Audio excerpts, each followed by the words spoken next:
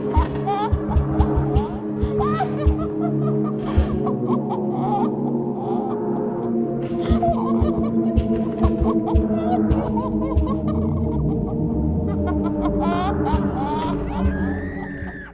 everyone, and welcome to the latest in my dissection of PT Silent Hills.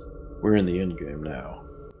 Tonight we'll be discussing someone I've been very eager to discuss ever since the start of this project, and that someone is none other than Lisa. Of course, anyone who has kept up with the series to this point will know I've already talked about her at fair length, but I've tried to avoid going into too much detail, outside of the story section, for the sake of brevity and relevance. But the time for that is over, and it's high time I fully explored everything there is regarding this character. Where do I even begin? Perhaps the first thing that anyone will remember about Lisa is her physical design. When PT first launched and started gaining traction, if an article or video thumbnail didn't feature the mugshot reveal of Norman Reedus, it almost definitely had this lovely lady's face plastered all over it, and for good reason. Lisa is utterly terrifying on a visual level. Her design is simple, and yet every detail seems to convey some hint regarding what might have happened to her. She's also fairly reminiscent of spirit designs seen in other media such as Ju-On, The Ring, and even Silent Hill 4. Japanese horror has unfortunately gone under the radar for the most part in recent years. Besides Junji Ito, try naming a contemporary Japanese horror artist that has managed to break international boundaries and meet with even moderate success. For PT to not only take such an approach but revel in its creative potential was a monumental step forward in horror gaming, and I feel that the core of it all lies with Lisa. The first thing that caught me about Lisa, and will more than likely catch anyone upon seeing her in the foyer for the first time, was her inflated stomach. This is something I can't recall ever seeing in a ghost design prior to PT, and it immediately prompts a number of extremely uncomfortable questions in the player. Was the woman pregnant when she died? How far along was she? Is it the child of the player character? Is the child even still inside of her? If so, what became of it? The best part is that we'll never be able to answer any of these questions, so it's up to the minds of the players to fill in the blanks. Something that I've always found interesting about the design of Lisa is the way she limps. For the longest time I wondered why she would be limping and eventually attributed it to the developers just wanting her to be as creepy as possible, and giving her a limp was a good way to prompt questions while being creepier on a superficial level. Think about it. When was the last time you saw a ghost limping? Thanks to data mining, I was able to pick up on the single red high heel she was wearing. That, of course, prompted me to wonder, why is she wearing a single red high heel with a nightgown? A common theory I've seen discussed is the possibility that Lisa in PT could in fact be Lisa Garland herself, and that this was a deliberate hint towards just that. Lisa Garland is a character any Silent Hill fan will be familiar with, having appeared in more Silent Hill media than the majority of its characters. The possible connection between Garland and Lisa in PT are definitely there, but I'd like to take a closer look before jumping to any conclusions. For starters, they share a first name, which is uncommon for characters in any series that the writers aren't trying to draw some sort of connection between. For example, in the game Catherine, the two love interests of the main character, 3 in the full body remaster, share the first name Catherine, however one is spelled with a C and the other with a K, and a Q for the third in full body. The two characters represent different paths in life that the main character potentially desires. Catherine with a K represents order, showing us how she can make Vincent feel shackled while also providing him with comfort to lean on in times of strife. Catherine with a C is the complete opposite in that she represents unbridled freedom, allowing Vincent to just chill out and have fun while also having to deal with Catherine's complete unpredictability. You're probably wondering why I didn't use Mary and Maria from Silent Hill 2 as reference for this point, to which I have two reasons. One, it felt like the most go-to reason that everyone watching this would have probably thought about, and two, I've been playing Catherine full body quite a bit lately, so I just wanted to talk about that for a moment. It's pretty good. Anyways, the two Lisas here share no such dichotomy, and the parallels between them are extremely thin. The only other real similarity between the two is the red slipper, however I don't think this was unintentional. If you'll allow me to put on my tinfoil hat very briefly, I think this was almost a literal red herring from Kojima. Kojima obviously knew that once the veil was pulled away, people would start looking into PT at extreme detail, and considering his history of playing with the expectations of gamers, even when looking at PT exclusively, it's pretty apparent that he enjoys getting people to speculate even if it leads them out in completely different directions. One red high heel doesn't confirm the return of a character, let alone everything else that would entail. However, it is a fun little detail that can get some fans talking and speculating. So yeah, she wears a red slipper. She's also missing an eye, something you're not as likely to notice until she catches you herself. Something I always thought was cool was how she never actually tried to catch the player prior to the look behind you puzzle, meaning that particular loop would likely be the place most players first realized she was missing an eye. Just about any player will be able to connect the dots on this one. In the puzzle, the player has to gouge out the eye of a woman in the picture, and when they do, it looks disgusting and sounds particularly pungent. When you get a good look at Lisa's face, you can see she's missing an eye in the exact same spot you gouged from the picture. It's also a nice and subtle way of implying that the player character could be the one in fact responsible for Lisa's grisly murder. It's also worth noting that Lisa's other eye seems to be on the brink of popping out of its socket, although why this is, I can't really say. I mentioned before that the main character and Lisa appeared to have a very traditional set of beliefs, and it's possible that that could have something to do with Lisa having her eye gouged out. In the King James Version of the Bible, Matthew 5:29 reads, "And if thy right eye offend thee, pluck it out, and cast it from thee. For it is profitable for thee that one of thy members should perish, and not that thy whole body should be cast into hell." The term offend thee has been translated a number of ways, generally meaning to cause one to sin or stumble, as was commonly said in the ancient Greek. So that about does it for Lisa's physical appearance. Now I'd like to talk a bit more about her character in general. I've already discussed what happened to her in the story section, but what can we say about her as a character? One thing I feel is necessary to address, given the nature of Silent Hill, is whether or not the Lisa we encounter is just a projection of the main character's psyche, or the actual spirit of Lisa.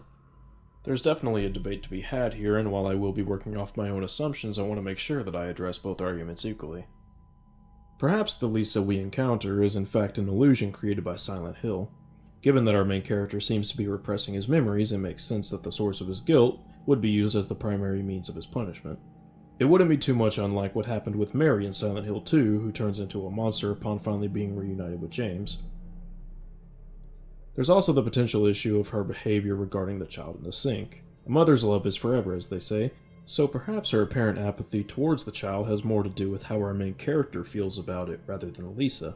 There's also something to be said for how Lisa is introduced to the player in the game, if we're to work under the assumption that she is a projection of our main character's psyche.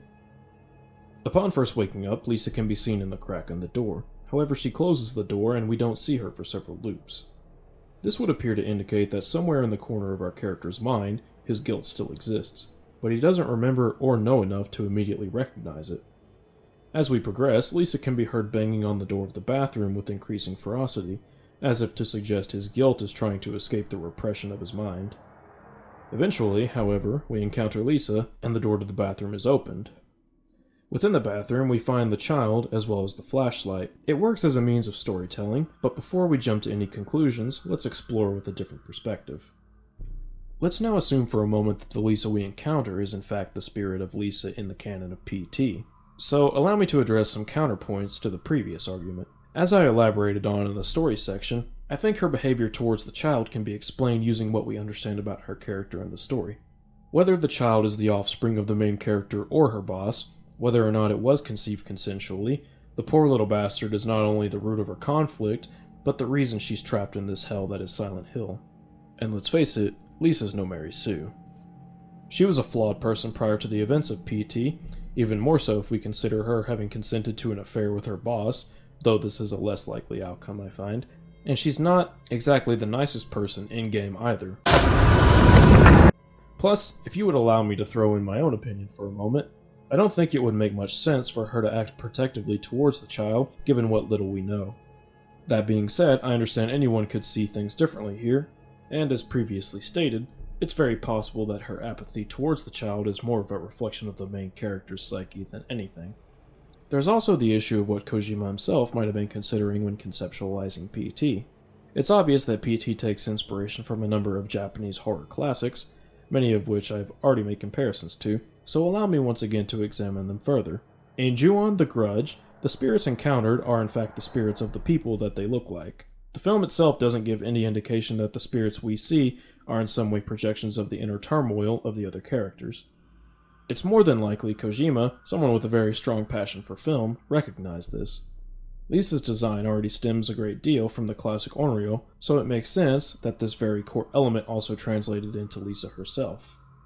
The counter to this, of course, would be that those films don't necessarily pertain to the canon of Silent Hill, which typically deals with illusions of torment based on the psychological issues of its various characters. However, I would also like to point out that there are instances of monsters appearing in Silent Hill games that have been real, and not just illusions conjured by the haunted town. Although Silent Hill 1 and 3 explored psychological horror, their focus was more on the occult, meaning that several of the monsters that appeared, most notably anything going on with Alessa and Heather, were in fact real. My point here being that Silent Hill has never been tied down exclusively to projections of psychological torment. The question of whether or not Lisa is just an illusion created by Silent Hill is a genuinely fascinating one. I have no doubt many of you have your own opinions, and perhaps some thoughts I've yet to consider. In the spirit of traditional Japanese horror, I want to leave the answer to this up to the audience, and although I do have my own conclusions, I'm going to refrain from showing my hand, at least for the time being, as I feel it might taint the discussion. That being said, there will be points where I bring up certain things Lisa does in-game and what they could imply in either context, though I'll be sure to address that when it does come up. Regardless of which position is true, however, I think what separates Lisa from other vengeful spirits commonly seen in horror is that her grief is directly tied to the main character, the player character. Once the player begins figuring things out, they'll eventually realize that not only is the spirit pissed off, it's pissed off at them, which is far more terrifying as a concept. Lisa's character is in one of two mindsets by the time of PT. Either she's a projection of Silent Hill with the sole intent of tormenting you, or she remembers everything, resents the child in the bathroom, and is filled with nothing but hatred for the player character. Humoring the idea that the spirit we encounter is in fact the true Lisa, let's examine the nature of the looping hallway. It's not just you this is happening to. Lisa's stuck here as well, and unlike the player character, there doesn't seem to be an implied means for her to escape. Not only is Lisa trapped in the infinitely looping hallway reminiscent of the place where she was brutally murdered, she's trapped there with the spirit of the child she was carrying, constant reminders of her past life, and the very person responsible for her death. She's surrounded by nothing but misery and reminders of the worst and final days of her life. Her stomach is still inflated, but whether or not it's carrying anything is impossible to know. She's malformed and hideous. There is nowhere for her to go. The only possible means of joy she can experience at this point is enacting revenge on the player character.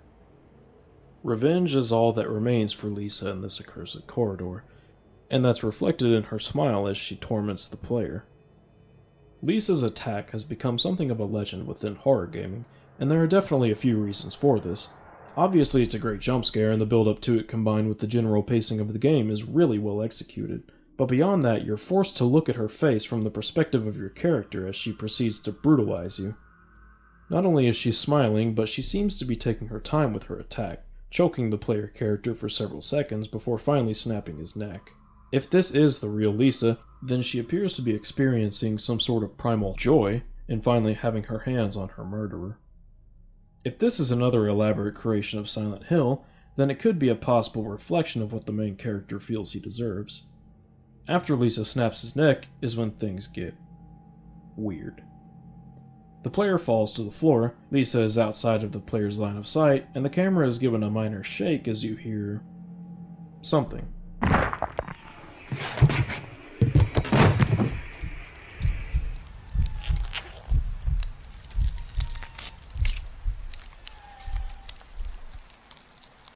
I'm going to be perfectly honest, I have zero clue what is happening here. There's a very distinct unzipping noise and what sounds like chewing. I know what some of you are thinking, so stop it. It's not it. On a serious note, I really can't make heads or tails of this. I tried tweeting Lance McDonald to see if he would use that camera hack of his to see for himself, and I'm still waiting for his reply. I'm sure he'll get around to it. Eventually. Anyways, following Lisa's attack, the player will be returned to the starting concrete room. However, now that the flashlight has been acquired, it'll now be possible to see the darker side of the room. Upon investigating, the player will see a bag. Got anything new? No. Nothing? You're just a bagman? Bag-kun Bag-kun. gone silent. Sorry. Bag-kun, sitting on the table that appears to be soaked in some sort of goop. After examining it, Bag-kun will briefly shake and begin speaking, reciting an extended version of the opening text. I walked. I could do nothing but walk.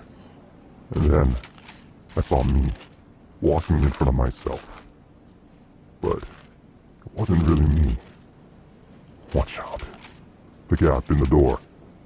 It's a separate reality. The only me is me. Are you sure the only you is you? A lot of people have speculated that the bag is some sort of representation of the player, that perhaps their head or guts or something was removed by Lisa, and that would explain the goop coming from the bag. There's also the issue of different realities and what that could potentially have to do with Silent Hills.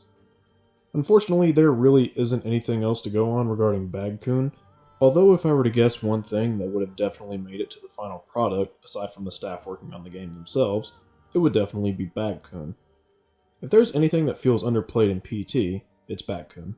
The script here has a number of pretty huge implications that connect to the very title of the project, so I'd fair to say that this was probably something Kojima wanted to explore when conceptualizing Silent Hills from the start. I will say that as far as the identity of Bagcoon goes, my theory is that it's being spawned from within Silent Hill, meant to represent another aspect of our main character. The manifestations within Silent Hill typically represent something stirring within the protagonist, so it makes sense that Bagcoon would work under a similar set of rules. He talks about doing nothing but walking, the gap in the door, and so on. And given that the player character is the only one besides Lisa, and to a lesser extent the man on the radio, that exists within the looping chasm, it makes sense for Bagcoon to be a sort of manifestation of the main character's thoughts, especially upon returning to the concrete room after being killed by Lisa. Something interesting to note, however, is that if you manage not to die and make it to the truth sequence, when you reawaken in the concrete room, Bagcoon has nothing to say. This got me thinking, what if my first death was within the truth sequence? The reason I ask is tied back to what I said earlier about the truth sequence acting as this sort of non-canonical post-game of sorts. It feels quite distinct from the rest of the game in terms of design and overall structure, so perhaps the silence of Bagcoon here actually meant something. So I decided to test this question out for myself. I booted up PT and rushed my way through the game to the truth sequence without dying. As per usual, Bagcoon had nothing to say. I then proceeded to go through the truth sequence, looping as many times as possible before finally being killed by Lisa, in a moment I found genuinely hilarious.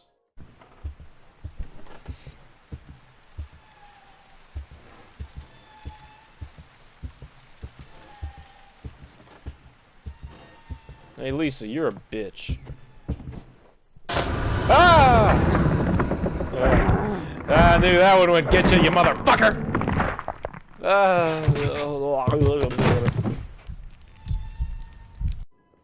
Fucking brilliant. Upon returning to the concrete room, however, something interesting occurred. Okay, so I'm on the truth sequence, and I only just now got killed. I hadn't been killed, at least in this playthrough, so that means Bagcoon wasn't talking to me. Now let's see if Bagcoon will talk in the truth sequence. Oh? Oh?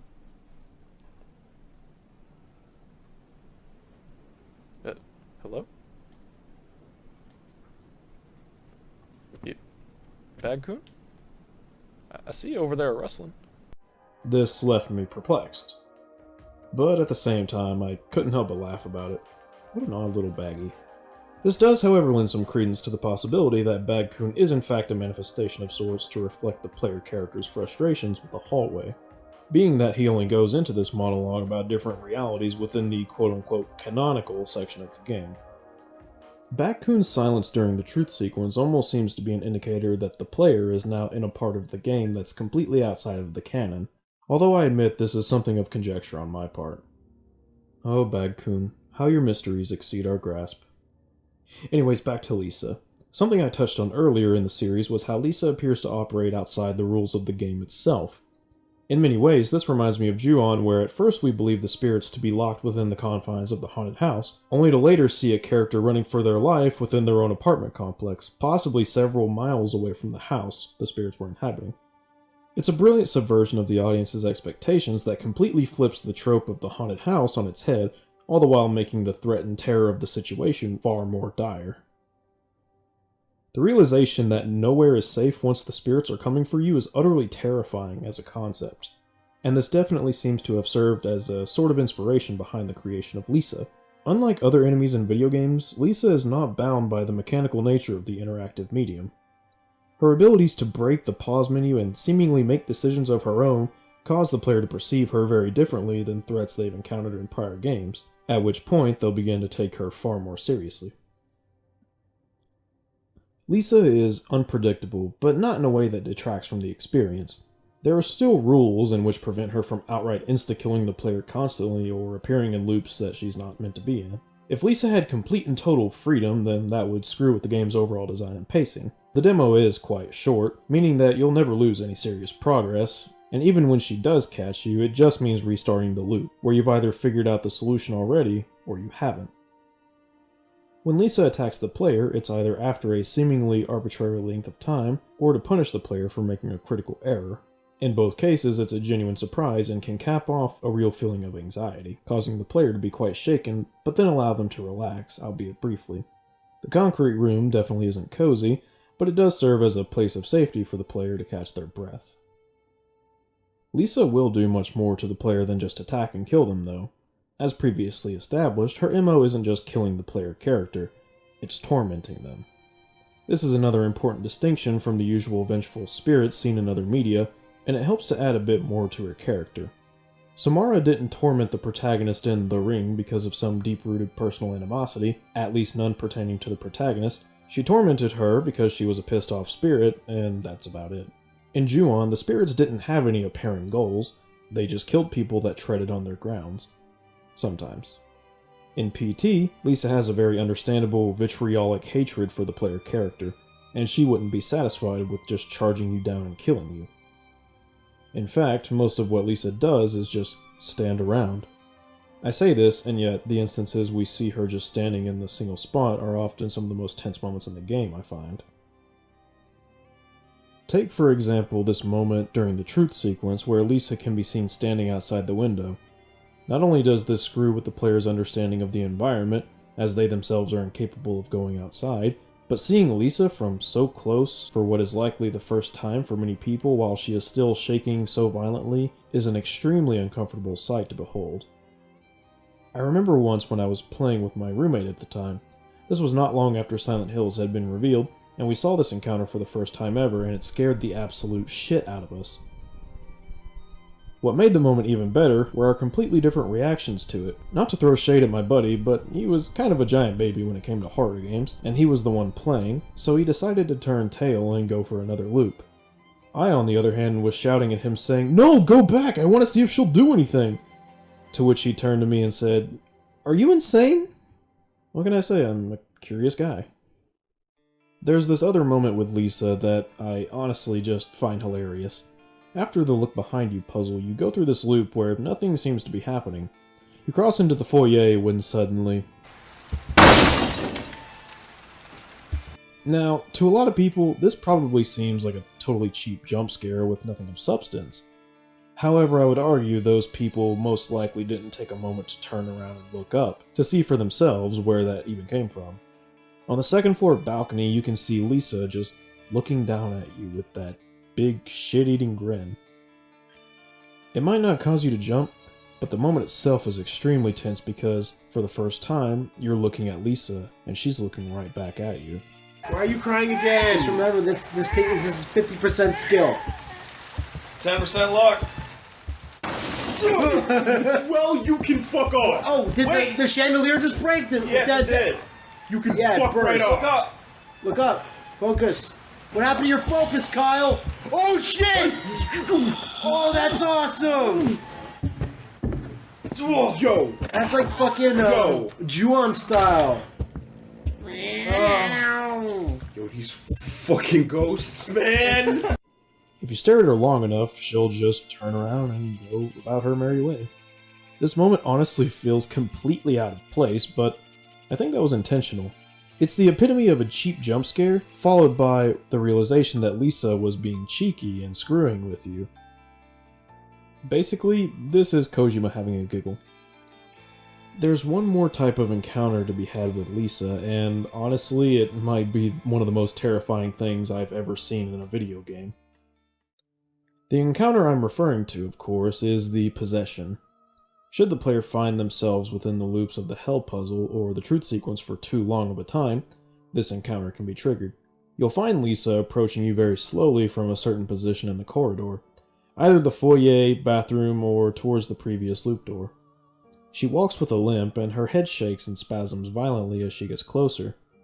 She'll actually only go a certain number of steps, and should the player exceed her pathing, she'll simply stop and stare at the player until finally disappearing moments later. What makes this encounter so terrifying, though, is how it seems to happen at random, meaning it's quite possible the player won't even realize what's going on, and depending on how it happened, this could lead to a number of potential results. For me, one of the most terrifying moments in PT was once during the truth sequence when I stumbled across her by accident. What's important to note here is that during the truth sequence, there is no source of light other than that of your flashlight and the digital clock. It's extremely dark, so you can barely see what's going on in front of you. Now, imagine the goosebumps I got when I was approaching the foyer only to see Lisa approaching me from the darkness. In an instant, I went from being relatively calm to jumping out of my seat. But much like the glass-shattering jump scare from the prior loop, there was this immediate tension as I wasn't close enough for her to possess me. So she was just walking towards me slowly and, as you can imagine, I decided to turn tail. Of course, the only way I had to go was back, so I made my way back to the prior loop door and had nowhere to go. Remember when I said Lisa will eventually stop and disappear? At this point, I hadn't got the memo, so I just stood there for a while in what I could only describe as PP Pan City. This scared the absolute hell out of me. But that's only one way in which this could potentially go, due to the seeming randomness of the encounter. Upon being possessed by Lisa, the player will now hear moaning and breathing similarly to how I described it earlier when walking past her during your first initial encounter. If you're wearing a headset, it'll sound as if Lisa is literally in your head, an almost uncomfortably invasive feeling that leaves the player with some serious goosebumps. On top of this, there is now a distinct third footstep that can be heard when walking. This footstep will also match Lisa's high heel rather than the player's boots. While possessed, the player is at huge risk of being attacked by Lisa should they turn around, similarly to how she did it in the Look Behind You puzzle when seeing her shadow. This is basically the most danger the player can find themselves in, and the game does a great job at conveying that through its use of audio. Lisa breathing in your head is creepy enough, but there's something about that third footstep that's just weird. It's unnerving. Something else I found really fun about the truth sequence was this moment with Lisa in the bathroom.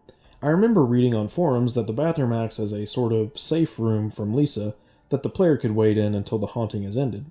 Oh, how wrong you were, silly internet forums. As it turns out, there's a unique encounter that can be had with Lisa by looking in the mirror. This is the game's way of warning you not to try and hide in here because she can kill you, and eventually will if you stay in there for too long. The encounter in the mirror itself is really damn creepy also. As you can see, Lisa appears from behind the player, walking forward like she does when she's about to do a possession. However, if you try turning around, you won't see her. I don't think this will trigger an attack, but it's pretty damn creepy nonetheless. As Lisa approaches you in the mirror, she'll continue until finally touching the sink, at which point she'll disappear. I almost saw him. Yeah, we saw like his Do I have to loop before I do this But again? I don't know! And also, you have to do it when the ghost is... Wait, hauntings. She's coming back. Come on. Is this where she's coming from? It's gotta be. It could be the radio. Okay, the haunting sounds on this one are more intense. They are? Haunting sounds intensify. Yeah. What's that flickering? Nothing, I don't see it. Oh, it's just the what? Oh! Go fuck you, man! I'm staying here. Fuck you! Oh shit! That's the worst! Yeah, I beat him! Oh! My big manly dick beat your ghost. I honestly can't think of another enemy in a video game that even comes close to replicating what made Lisa so threatening. Although the player has no means of defense against her, that doesn't mean she's going to completely halt anyone's progress.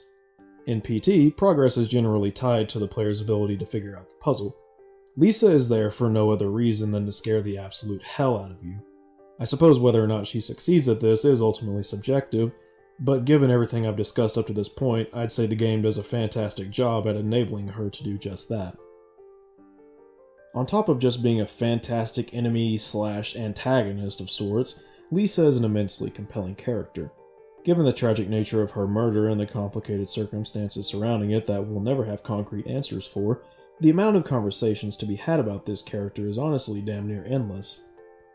For a one-off teaser with supposedly nothing to do with the final product, what we got is surprisingly complex, and genuinely fascinating to discuss. There are story-driven games with multiple years of development that fail to come even close to this level of engagement. It's honestly unbelievable just how much there is to talk about PT 5 years removed from its initial release on the PlayStation Store. But I suppose I should hold off on that for the concluding piece. So here we are. All that's left to do is celebrate the legacy of PT and lament my eternal sorrows that it was taken before its time. There's only one more video following this, and I just want to thank you all so very much for the support and making it this far if you have. I've enjoyed the absolute hell out of this project, and I think I've actually decided on what I'll be doing going forward from here. In fact, I'm eager to make those announcements, but that'll have to wait for the next video. For now, my name is Loveless, and that was Lisa.